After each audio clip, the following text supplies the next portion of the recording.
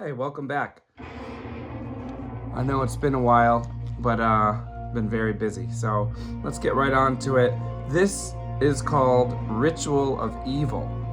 Kind of interesting because I didn't even know this existed. It was not on any list that I had seen at all.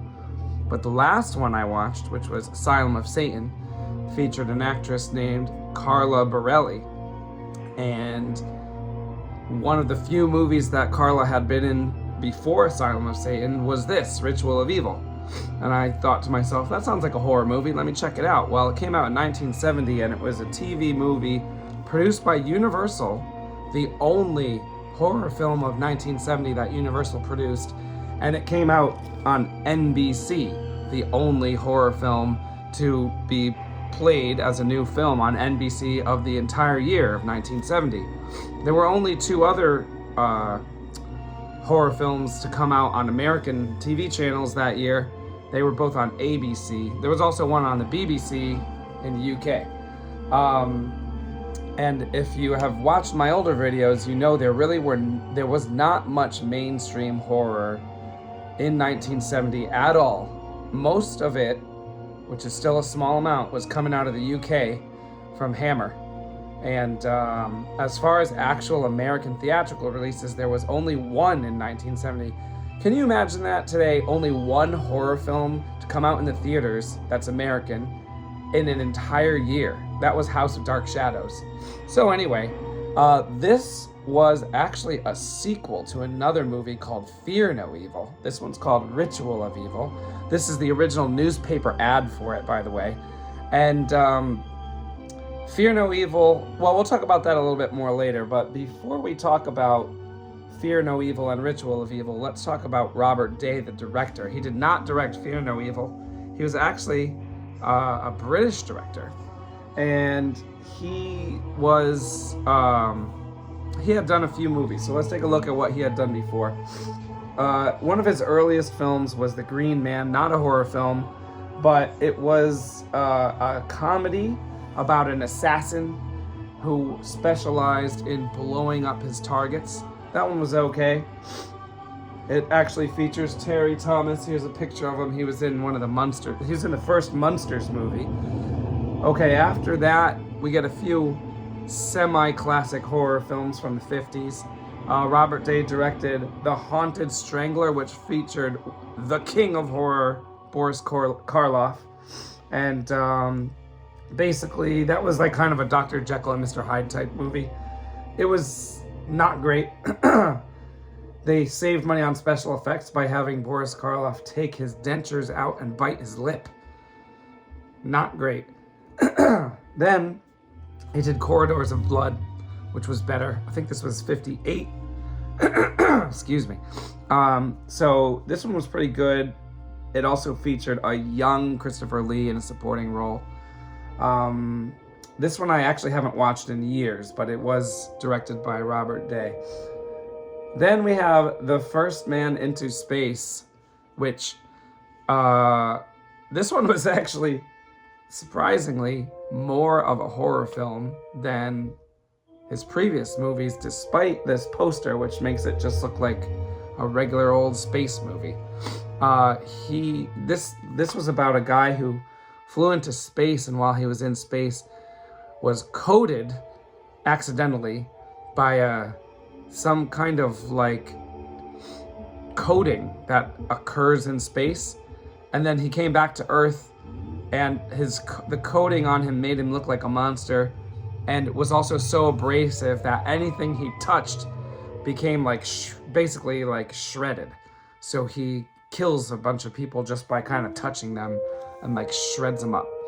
That one was surprisingly fun. That's 1959.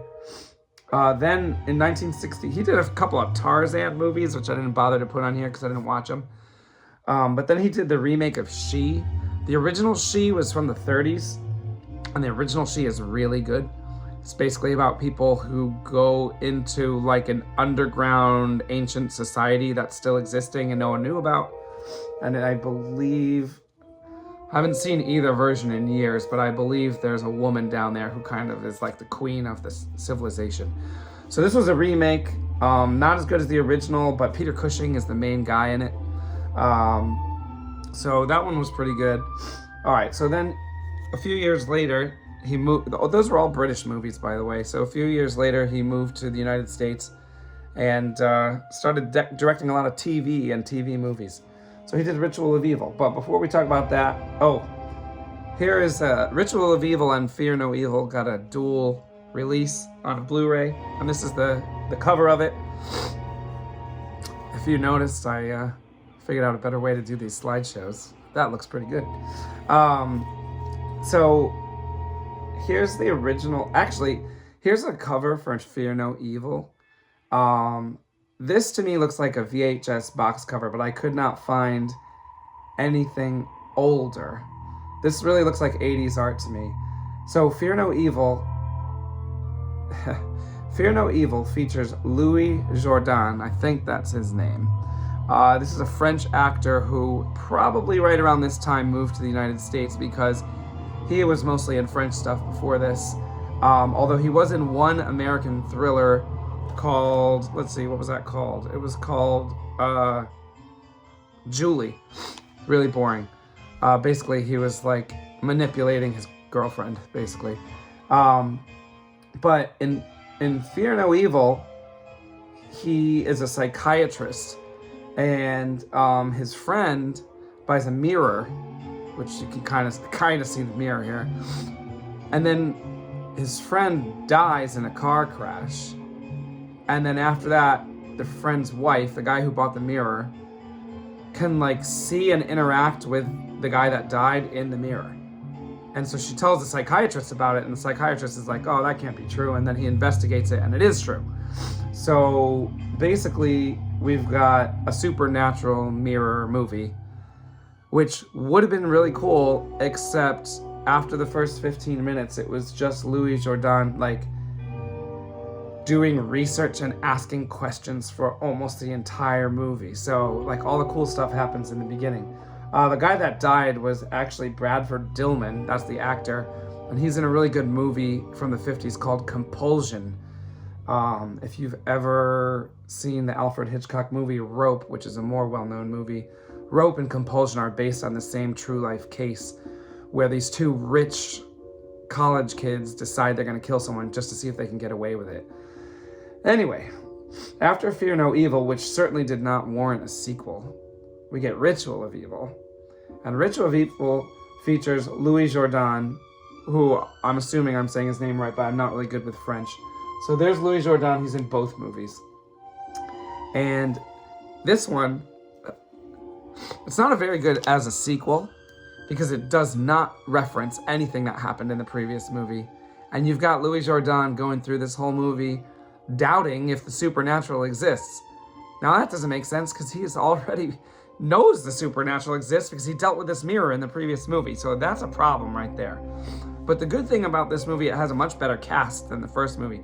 Bradford Dillman is great, but he's only in it for like 10 minutes. And then after that, everyone else is boring. Including Louis Jourdan. He's not very good in anything that I watched him in, unfortunately. But this movie has Anne Baxter in it. She's not on this cover, and I don't think she's on. No, they kind of screwed Anne Baxter here. They gave her second billing, but she's not on either of the covers here. But Anne Baxter she's actually not in the movie that much.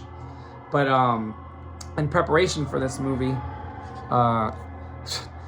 as a result of my seemingly growing OCD, I watched about 10 to 12 Anne Baxter movies to get ready for this, and she ranges from good to great in all of these movies, even when the movies aren't great. A few highlights, personally, that Anne Baxter was in. She was in Swamp Water in 1941. She's really young in that one. And that one's basically about like this old, I forget where, some like Appalachian area, like in the hills. And she like is an orphan and her father is an outlaw. No, you know what? It's not Appalachian. I'm pretty sure it takes place in the swamps of Georgia. Anyway, her father is like an outlaw that everyone assumes is dead. Everyone assumed he was a killer. And so they're like kind of taking care of her, but she barely talks to anyone. Anyway, that was pretty good. Then the next year in 42, she was in The Magnificent Ambersons, which is considered to be an amazing movie. I thought it was pretty good. That's directed by Orson Welles. That's about rich people, basically. Like, I didn't think it was that great, but she does a good job in it. Then in 46, she was in Angel on My Shoulder, which was very good. That features Paul Mooney, the original Scarface, as a gangster who dies, goes to hell, and Satan, played by Claude Rains, the original Invisible Man, gives Paul Mooney the chance to go back to Earth as long as he becomes an assassin for Satan. And for 1946, that's pretty interesting because they didn't have a lot of stuff like that back then. Of course, it's fairly tame because of the production code. But Ann Baxter was this doctor's assistant in it, but she was in it a decent amount. Oh yeah, because Paul Mooney assumes the body of the doctor, so then she's his assistant. Fiance as well. Then she did Yellow Sky, which was a Western where she was living with her grandpa in a ghost town. And she had to basically protect her grandfather because they had a bunch of gold that people were trying to steal. That was pretty good.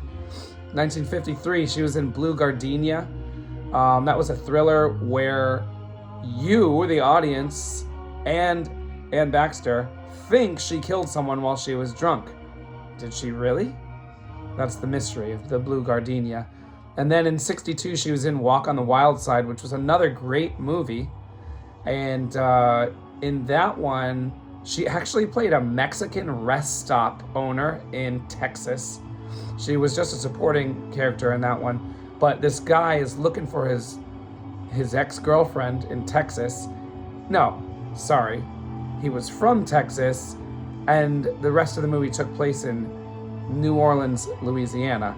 So he goes from Texas to New Orleans, and he stays at the rest stop and gets a job there while he's looking for his girlfriend. Turns out his girlfriend's a prostitute.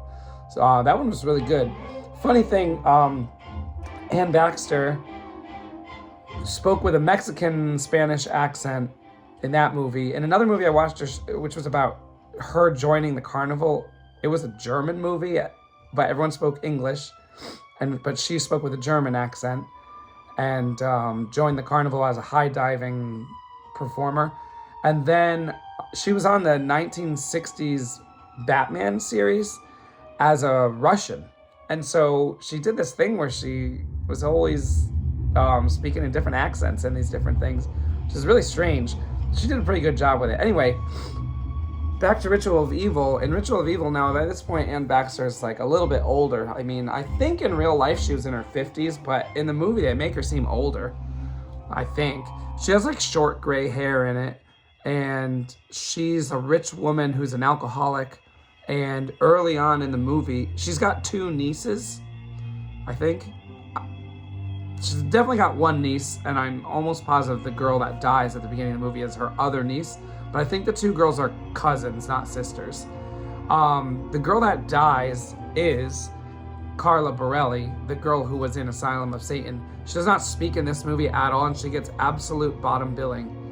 But her character is important.